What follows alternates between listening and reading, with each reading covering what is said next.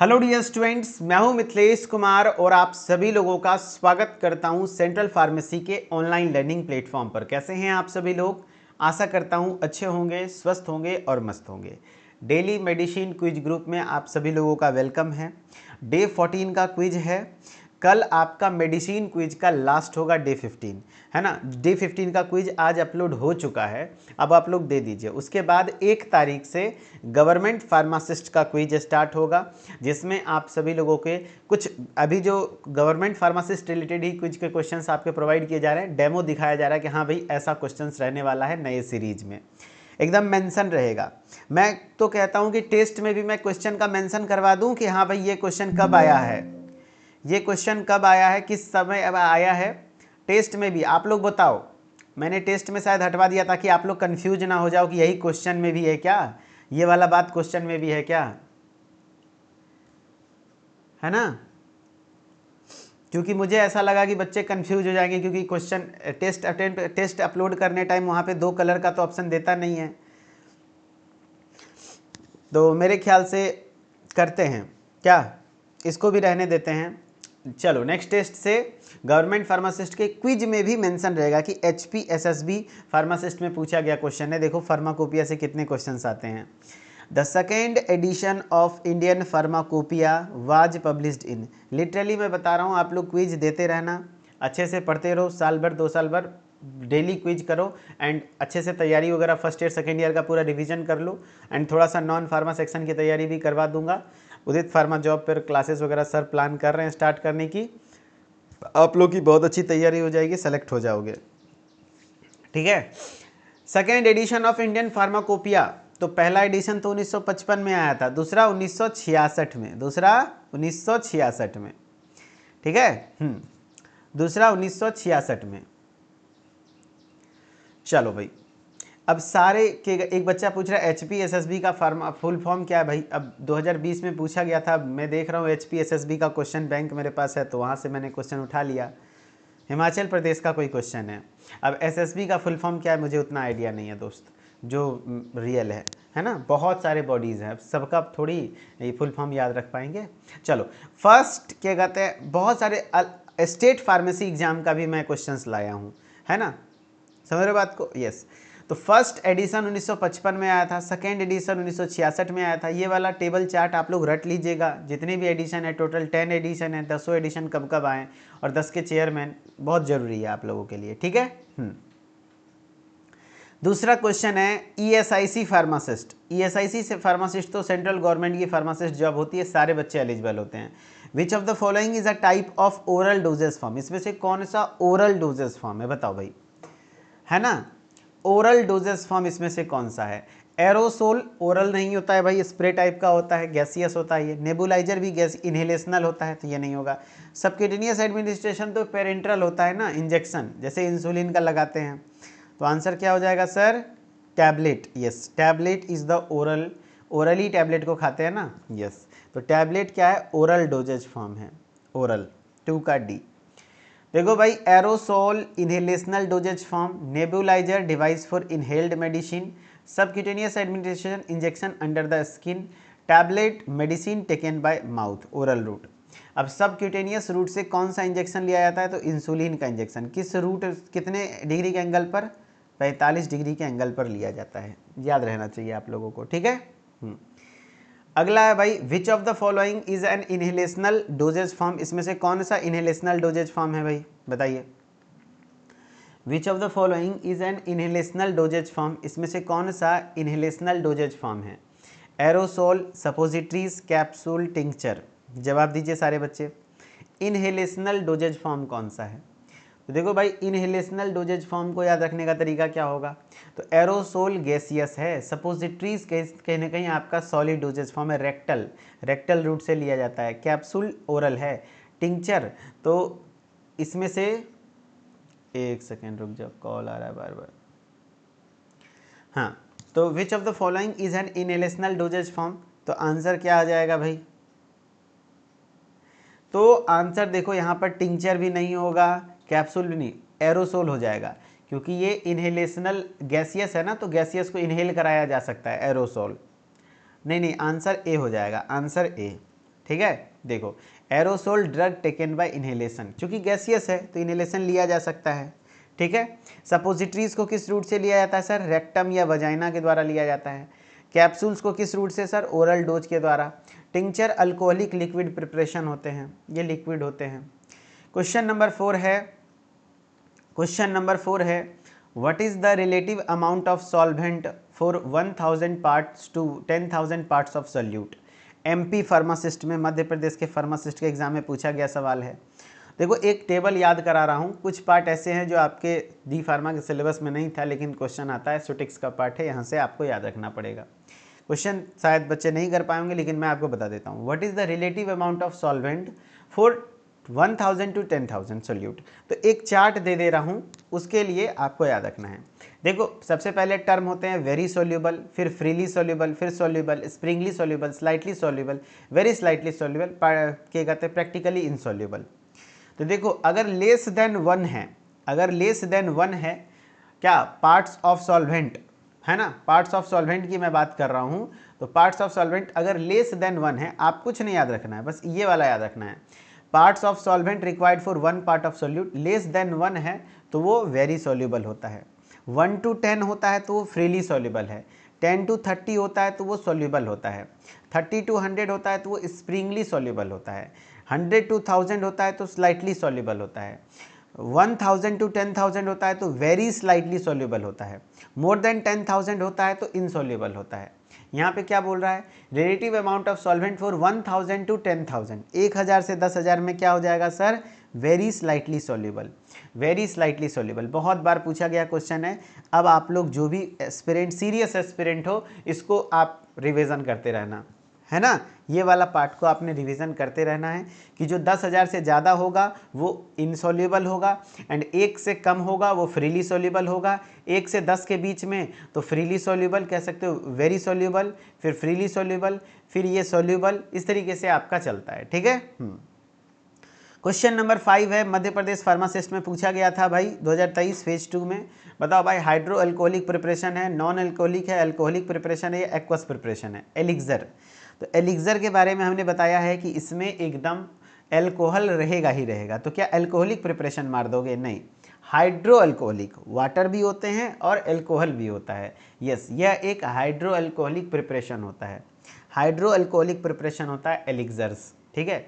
यहाँ पर जो ऐसे ड्रग जो कि सिंपल सिरप में नहीं घुल सकते हैं तो उनके लिए एलिक्सर बनाया जाता है। एलिक्सर में सॉल्युबिलिटी पर्पस के लिए अल्कोहल भी ऐड किया जाता है, तो ये हाइड्रो अल्कोहलिक प्रिपरेशन होते हैं, ठीक है।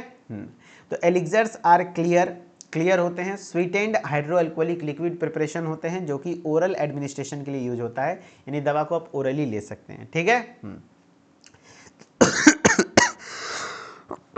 सॉरी, चलो तो आगे क्विज में बढ़ने से पहले भाई जो भी लोग गवर्नमेंट फार्मासिस्ट के प्रिपरेशन करना चाहते हैं, तो क्विज आप अटेम्प्ट करना चाहते हैं तो डेली फार्मेसी क्विज ग्रुप में आप ज्वाइन हो सकते हैं। डेली आपको फार्मासिस्ट में पूछे हुए सवाल आपके लिए खोज के लाया जाता है और आपके प्रैक्टिस कराए जाते हैं, उसका डिस्कशन होता है।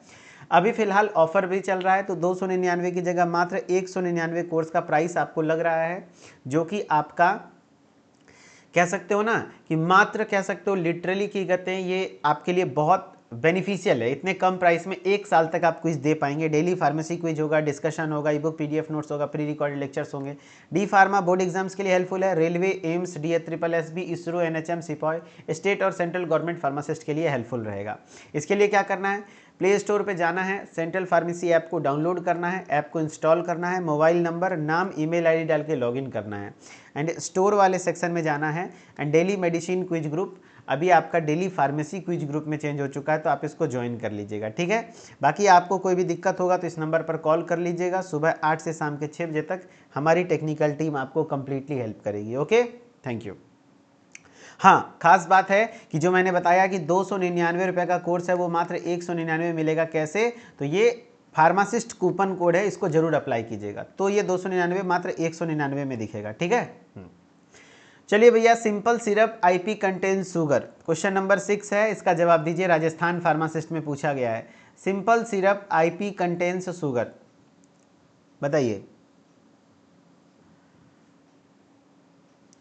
भाई। बहुत इंपॉर्टेंट चीज है, नौकरी लेना भाई आप ही लोग के डिमांड पर मैं खोज के क्वेश्चन, राजस्थान में पूछा हुआ क्वेश्चन था, simple syrup IP contains sugar कितना होता है? 66.7% शुगर सुक्रोज का मात्रा होता है। ये तो फर्स्ट ईयर वाले बच्चे भी मार देंगे आंसर। देखो भाई फर्स्ट ईयर वाले बच्चे कितने लोग हैं यहाँ पर? तो फर्स्ट ईयर हो या सेकेंड ईयर हो, अभी से ही प्रिपरेशन स्टार्ट होना चाहिए। एडमिशन लिए कि प्रिपरेशन शुरू कर दीजिए। हाँ चलो 66.7%। सिंपल सिरप में आईपी के अकॉर्डिंग कंसंट्रेटेड एक्वस सॉल्यूशन होता है जिसमें 66.7% W/V सुक्रोज होते हैं, equivalent about 85% W/W sucrose in purified water. तो ये अगर यूएसपी के अकॉर्डिंग बोलेगा तो 85% W/W सुक्रोज होगा, और इंडियन फार्माकोपिया के अकॉर्डिंग बोलेगा तो 66.7% W/V सुक्रोज। ठीक है। फर्स्ट सेंट्रल काउंसिल, देखो क्वेश्चन नंबर 7 है, क्वेश्चन नंबर 7 है the first central council was constituted by the central government in 1947, 1948, 1949, 1950। जवाब दीजिए भैया। The first central council was constituted by the central government in, यानी पहला सेंट्रल काउंसिल कब आया था? The first central council was constituted by the central government in, the first central council was constituted by the central government इन। बहुत बढ़िया जवाब आप सभी लोग दे रहे हैं। ये पहला सेंट्रल काउंसिल जो सेंट्रल गवर्नमेंट के द्वारा आया था, केरला फार्मासिस्ट में पूछा गया क्वेश्चन है, केरला फार्मासिस्ट में पूछा गया क्वेश्चन है, आंसर हो जाएगा 1948। फर्स्ट, अच्छा काउंसिल की बात कर रहा है, काउंसिल यानी फार्मेसी काउंसिल की बात कर रहा है, तो 1949 में है ना, पहला काउंसिल बना था सेंट्रल काउंसिल जिसको फार्मेसी काउंसिल ऑफ इंडिया कहते हैं। तो देखो 1949 में first pharmacy council of India was constituted 1949, answer C. पहला काउंसिल बना था 1949 में, फार्मेसी काउंसिल ऑफ इंडिया। ठीक है। Which act aim at rising status, क्या बोल रहा है यहाँ पर? Which acts aims at rising the status of pharmacy profession in India? Pharmacy act, drug and cosmetic act, DPCO, code of ethics act. जवाब दीजिए। Which act aims at rising the status of pharmacy profession in India? कौन सा act है जो कि rising the status of pharmacy profession in India? Which act aims eight which acts aim at rising the status of pharmacy profession in India? तो status of pharmacy profession in India को raise करने का काम कौन करता है? जवाब दो। चलो भैया, तो विच एक्ट, तो एक्ट बोल दिया तो यहाँ आंसर क्या हो जाएगा? फार्मेसी एक्ट, है ना, फार्मेसी एक्ट हो जाएगा आंसर। तो फार्मेसी एक्ट जो होता है ये आपके क्या कहते हैं, ये regulate pharmacy profession and education होता है। ड्रग एंड क्या कहते हैं, डीएनसी एक्ट जिसको हम लोग कहते हैं drug and cosmetic act, control drug and cosmetic quality. DPCO control drug क्या कहते हैं प्राइस, जबकि code of ethics not related to status regulation. तो आंसर हो जाएगा कौन सा एक्ट राइज करता है pharmacy profession in India? Pharmacy act, pharmacy act. ठीक है। ठीक है। अब एम्स फार्मासिस्ट में पूछा हुआ सवाल है, बताओ भाई, एम्स फार्मासिस्ट में पूछा हुआ सवाल है, आप सभी लोग जवाब दीजिए। The main function of state pharmacy council is, state pharmacy council का मेन फंक्शन क्या होता है? एम्स में 2012 में पूछा गया क्वेश्चन है। तो स्टेट फार्मेसी काउंसिल का मुख्य कार्य पहले देखो मैं बता देता हूँ, कुछ मुख्य कार्य हैं उसको याद रख लो। Function of state pharmacy council, उसके बाद जवाब देना।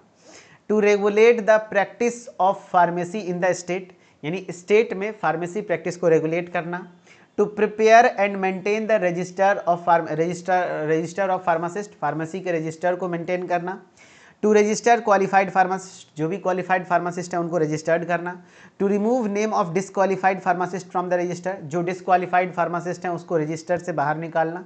To ensure ethical standards in the pharmacy profession. ठीक है, कुछ ऐसे काम हैं स्टेट फार्मेसी काउंसिल के। तो बताओ भाई, to grant licence for sale of drug, नहीं, है ना, ये नहीं होगा। टू अप्रूव फार्मेसी कॉलेज, नहीं। टू कंडक्ट एग्जामिनेशन, नहीं। To regulate pharmacy practice in the state, कितना आसान क्वेश्चन था, आराम से होगा। ड्रग लाइसेंस कैसे दे देगा भाई स्टेट फार्मेसी काउंसिल, नहीं। तो to regulate pharmacy practice of pharmacy in state. ठीक है, चलो अब है अगला, biological and biotechnological product are included in. MP pharmacist 2017 में पूछा हुआ क्वेश्चन है, biological and biotechnological products are included in.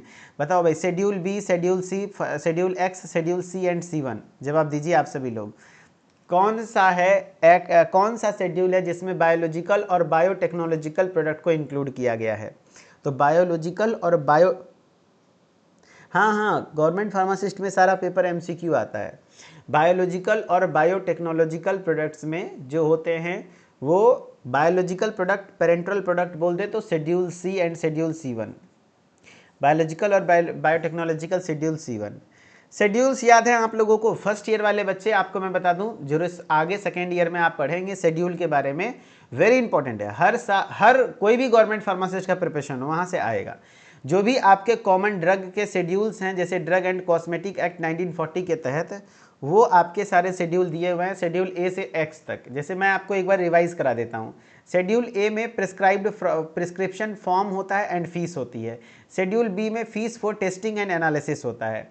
Schedule सी में बायोलॉजिकल प्रोडक्ट्स होते हैं। शेड्यूल C1 में अदर स्पेशल बायोलॉजिकल प्रोडक्ट्स होते हैं। उसी से क्वेश्चन आया था, देखो शेड्यूल सी इंपॉर्टेंट है। एक शेड्यूल H इंपॉर्टेंट है। शेड्यूल डी में एक्सटेंडेड ड्रग एंड सब्सटेंसेज होते हैं। शेड्यूल E1 में पॉइजनस सब्सटेंस होता है। शेड्यूल F में standard for blood bank and vaccine होते हैं।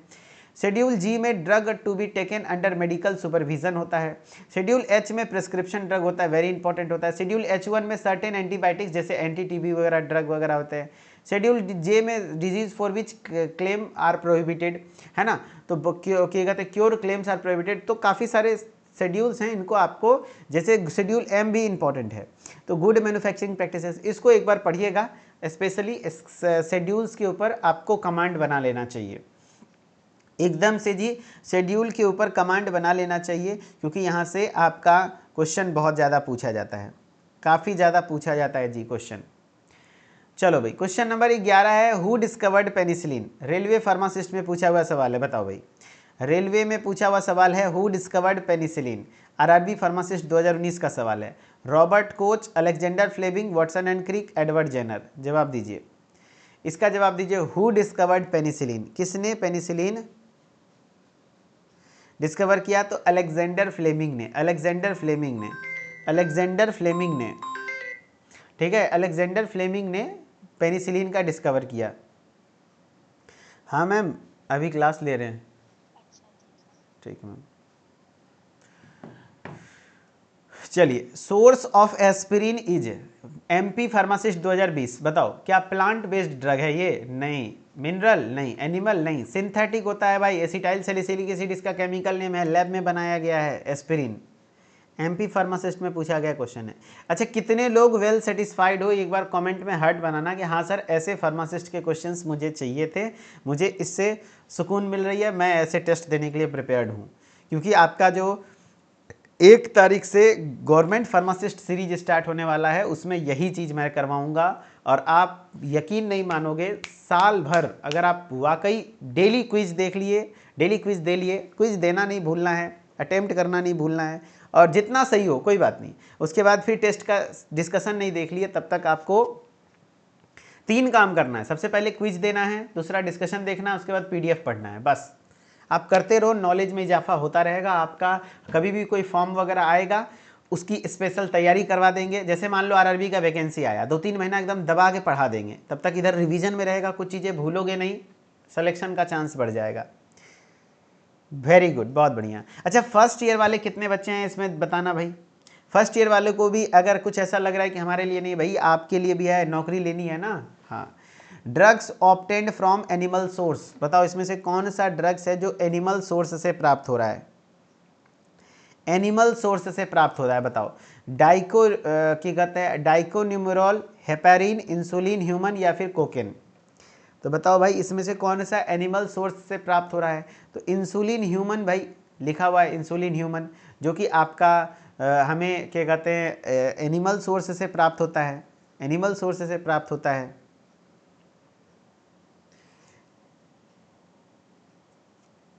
कि नहीं? जहीर कह रहे हैं मेरा फर्स्ट ईयर का, बहुत बढ़िया, बहुत बढ़िया, कोई दिक्कत नहीं, अभी से ही प्रिपरेशन स्टार्ट कीजिए। जो जितना जल्दी स्टार्ट करेगा उसका जॉब उतना जल्दी और चांसेस होते हैं। ह्यूमन इंसुलिन, ठीक है, इंसुलिन ह्यूमन, ठीक है। तो drugs used for rare disease are known as, test में आंसर हिपैरिल लिया है क्या? चलो, तो क्वेश्चन नंबर 14 है आप सभी लोगों का। क्वेश्चन नंबर 14 है drugs used for rare diseases are known as, rare diseases के लिए जो की कहते होते हैं, चलो बहुत बढ़िया। तो रेयर डिजीजेस के लिए जो यूज होते हैं, एनएचएम फार्मासिस्ट में पूछा गया है नेशनल हेल्थ मिशन के तहत। तो रेयर डिजीजेस के ट्रीटमेंट में जो दवाएं यूज होती हैं उनका नाम होता है ऑर्फेन ड्रग्स। क्या होता है? उसको हम लोग ऑर्फेन ड्रग्स के नाम से जानते हैं। रेयर डिजीजेस के ट्रीटमेंट में जो दवाएं यूज होती हैं उनको ऑर्फेन ड्रग्स कहते हैं। तो orphan drugs are medicine used for the diagnosis, prevention and treatment of rare diseases. Example of orphan drugs में जैसे फोमीपेजोल है, सोडियम ट्रायोसल्फेट है, की कहते हैं लिपोसोमल एम्फोटेरिसिन बी है, इमिग्लूरेज है, ट्रायंटीन है, ये सारी चीज़ें होती हैं। क्वेश्चन नंबर 15 है आप सभी लोगों का, जवाब देना। Which of the following is not an orphan drug, इसमें से कौन सा ऑर्फेन ड्रग नहीं है? Which of the following is not an orphan drug, इसमें से कौन सा ऑर्फेन ड्रग नहीं है? Sodium thiosulfate, fomepizole, liposomal amphotericin B, ketoconazole. जवाब दीजिए, which of the following is not an orphan drug, इसमें से कौन सा ऑर्फेन ड्रग नहीं होते हैं? Which of the following is not an orphan drug, orphan drug कौन सा नहीं होता है भैया? तो अभी हमने बताया था आपको ट्रिक, तो इसमें आपका ऑर्फेन ड्रग ये नहीं होगा। देखो यहाँ पे ऑर्फेन ड्रग हमने बताया क्या क्या, तो फोमीपेजिल होता है, सोडियम थायोसल्फेट होता है, लिपोसोमल एम्फोटेरिसिन बी होता है ना। कीटोकोनाजोल कहीं बताया क्या? नहीं, तो आंसर हो जाएगा ketoconazole. D is the correct answer. Drugs obtained only on prescription are known as, ऐसे दवाएं जो सिर्फ प्रिस्क्रिप्शन पर ही आपको मिल सकते हैं उसको हम लोग क्या कहते हैं? एमपी फार्मासिस्ट का सवाल है। फिजिशियन सैंपल, प्लेसिबो, ओटीसी या प्रिस्क्रिप्शन ड्रग, उसको हम लोग प्रिस्क्रिप्शन ड्रग कहते हैं। अच्छा, प्रिस्क्रिप्शन ड्रग किस शेड्यूल के अंतर्गत आता है? प्रिस्क्रिप्शन ड्रग्स किस शेड्यूल के अंतर्गत आता है? सब लोग जवाब दें, सभी स्टूडेंट्स जवाब देंगे। प्रिस्क्रिप्शन ड्रग्स किस शेड्यूल के अंतर्गत आता है? तो शेड्यूल, हाँ बहुत बढ़िया जवाब दे रहे हैं, बहुत बेहतरीन जवाब दे रहे हैं, वेरी गुड। तो drugs obtained only on prescription are known as prescription drug, जो कि शेड्यूल एच में आते हैं, शेड्यूल एच में। बहुत बढ़िया। अ मोनोसेक्राइड इज, मोनोसेक्राइड क्या होता है बताओ भाई? Monosaccharide is, monosaccharide lactose, sucrose, ribose, maltose. तो इसमें से कौन सा मोनोसेक्राइड है भैया? अ मोनोसेक्राइड इज, तो इसमें से कौन सा मोनोसेक्राइड है? तो भैया मोनोसेक्राइड में हमने बताया था ग्लूकोज, है ना, ग्लूकोज कौन कौन सा आता है? ग्लूकोज आता है, फ्रक्टोज आता है, फ्रक्टोज आता है ना, फ्रक्टोज आता है और गैलेक्टोज आता है। तो देखो भाई, लैक्टोज तो होगा नहीं, सुक्रोज होगा नहीं, राइबोज, राइबोज भी आता है आपके मोनोसेक्राइड में, है ना। डीआईपी एसएससी फार्मासिस्ट में पूछा गया है, राइबोज भी आपके आते हैं, ठीक है, राइबोज भी आपका मोनोसेक्राइड में ही आता है। सी, माल्टोज डाइसेक्राइड है, सुक्रोज भी डाइसेक्राइड है, लैक्टोज भी डाइसेक्राइड है, ऐसे पहचान सकते थे। जैसे लैक्टोज है, ग्लूकोज प्लस गैलेक्टोज से मिलकर बना होता है, सुक्रोज है, ग्लूकोज प्लस फ्रक्टोज से मिलकर बना होता है, माल्टोज ग्लूकोज प्लस ग्लूकोज से, राइबोज मोनोसेक्राइड है। गैलेक्टोज क्या होता है? तो गैलेक्टोज ग्लूकोज प्लस गैलेक्टोज से मिलकर बना होता है ना, सॉरी ये गैलेक्टोज है, तो गैलेक्टोज मोनोसेक्राइड होता है भाई, मोनोसेक्राइड। ये एचपीएसएससी फार्मासिस्ट बायोकेमिस्ट्री का सवाल है ना, मोनोसेक्राइड होता है। गैलेक्टोज एक मोनोसेक्राइड होता है, गैलेक्टोज एक मोनोसेक्राइड होता है। मॉन्टेक कंटेंस, मॉन्टेक में क्या होता है? मॉन्टिल्योक्लास्ट, सिट्रीजिन, लिवोसिट्रीजिन, फेक्सोफेनाडिन, ये ब्रांड नेम से क्वेश्चन आ गया आपका। मॉन्टेक में मॉन्टिल्योक्लास्ट होता है, मॉन्टिल्योकास्ट, मॉन्टिल्योक्लास्ट, मॉन्टिल्योकास्ट, ठीक है। टेल्मा कंटेंस, टेल्मा में क्या होता है सर? टेल्मिसार्टन होता है, टेल्वास, टेल्मा, ये सब में टेल्मिसार्टन होता है, जो कि एंजियोटेंसिन रिसेप्टर ब्लॉकर है, ठीक है। चलो भाई, तो thank you so much. Finally अब रिजल्ट की बारी है, देखते हैं। अब थोड़ा थोड़ा क्विज में दम आ रहा है, तो अब रिजल्ट की बारी है भैया। तो कितने बच्चे टॉप 10 में हैं और क्या स्कोर रहा है उनका भी हम देखेंगे थोड़ा स्कोर। चलिए भैया, बहुत बढ़िया, बहुत बढ़िया। तो इसमें हम लोग क्विज देखने वाले हैं, और ये क्विज में आपका रहने वाला है कंटेंट सेक्शन में जाएंगे और डेली क्विज प्रैक्टिस सेशन में जाएंगे, मेडिसिन क्विज में डे 14 में जाएंगे। डे 14 में जाने के बाद हम इसके स्टेट्स को चेक कर लेंगे। 200 बच्चों ने क्विज को अटेम्प्ट लिया है, बहुत बढ़िया है, वेरी गुड। अब चलिए देखते हैं टॉप 10 स्टूडेंट्स कौन कौन से हैं। यस, तो जहीर शाह 9 मिनट 45 सेकेंड का इन्होंने समय लिया है, लेकिन 20 में से 20 क्वेश्चन सही किए हैं। जहीर जी के लिए कॉन्ग्रेचुलेशंस, है ना। जहीर जी बहुत बढ़िया, very good, congratulations. Ratna Mishra 19 marks हैं, 5 मिनट 52 सेकेंड है। देखो अब जो रैंक 1, रैंक 2, रैंक 5 में आएगा, अब मान लिया जाए कि क्वेश्चन भाई उस लेवल के आ रहे हैं जो कि आपके एग्जाम में पूछे गए हैं, तो अब आपको मतलब उस लेवल की तैयारी करनी होगी। रत्ना मिश्रा, सुशील कुमार पटेल रैंक 3 बहुत बढ़िया 18 क्वेश्चन, सौरभ कुशल 18 क्वेश्चन, देवांशु जी 18 क्वेश्चन सही किए हैं, निशा जी 6ठे स्थान पर है, बहुत बढ़िया है, लोधी इंदल राजपूत इंदल जी बहुत बढ़िया 7वें स्थान पर हैं, श्वेता पटेल 8वें स्थान पर हैं, आकाश सिंह 9वें स्थान पर हैं, संध्या कुशवाहा जी 10वें स्थान पर, बहुत बढ़िया, कॉन्ग्रेचुलेशंस। चलो भाई, तो ये बहुत अच्छा आप लोगों का रहा प्रिपरेशन, ऐसे ही कंटिन्यू बनाए रखिए, अपने कंटिन्यूटी बनाए रखिएगा प्रिपरेशन में। एंड जो भी बच्चे 15 क्वेश्चन सही कर रहे हैं बहुत अच्छा है, नहीं कर रहे हैं धीरे धीरे हो जाएगा, क्विज में बने रहिए, आप लोगों का भी होने लगेगा, ठीक है।